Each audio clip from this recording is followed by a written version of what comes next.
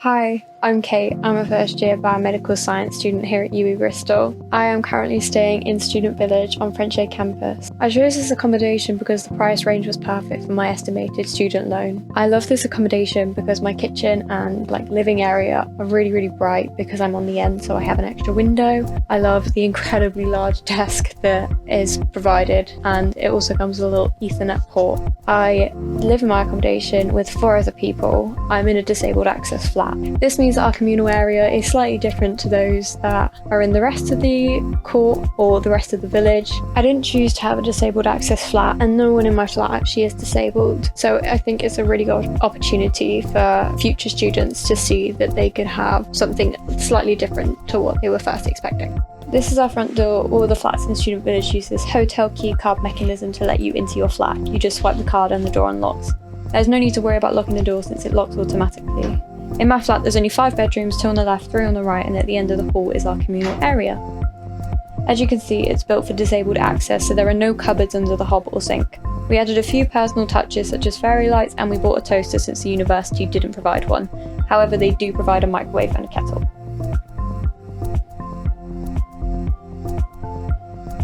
This is our cleaning cupboard. Once again, most of this was supplied by the uni. The only things in here that weren't supplied is the iron and the steamer. We only have 1 hob in our flat as there's fewer people living here, and the ovens are built into the wall as opposed to being under the hobs. I would strongly recommend getting a dish rack for your draining board as it makes life a lot easier.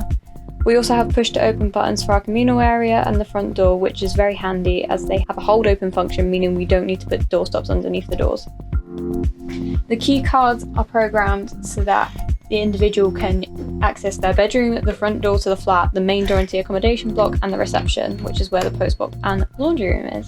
To lock the door from the inside, you just flip this switch, and the nice part is that even if you leave your keycard outside, nothing can override the internal lock, and you just have to push the handle down to unlock it.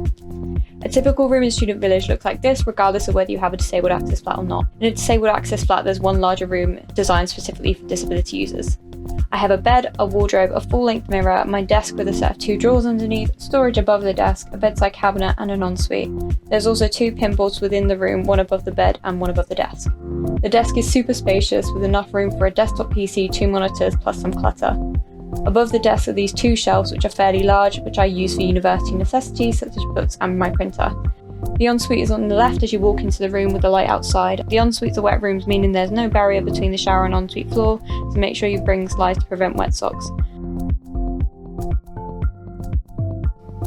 Overall, there are 4 things I would suggest you definitely should invest in before moving to university. You should, 1, definitely get an extension cable. You should get one that has surge protection if possible and USB slots if possible to make things like charging your phone and everything a lot easier. You should also invest in an Ethernet cable. You can get these for about £5, and if your laptop requires it, get an adapter because internet will just be so much faster if you use Ethernet cable, and with so many people in this accommodation using the internet, it's just kind of a necessity. It's still good internet even if it's wireless connection, but an Ethernet cable is just a good way to go. Invest in some slides because the bathroom floors get very wet after you have a shower since they're wet rooms. You don't want wet socks. And speaking of bathrooms, you should really invest in some hanging suction cup baskets to get for the bathroom. There's not a lot of storage in your bathroom, just your 1 glass shelf and a tiny little rack in the corner to keep shampoo bottles on, which holds about 2 at a push. So I would definitely look at investing in some hanging baskets. You can get these in B&M for literally about £5. But that basically concludes the accommodation tour. So I hope you enjoyed, and we look forward to seeing you in September.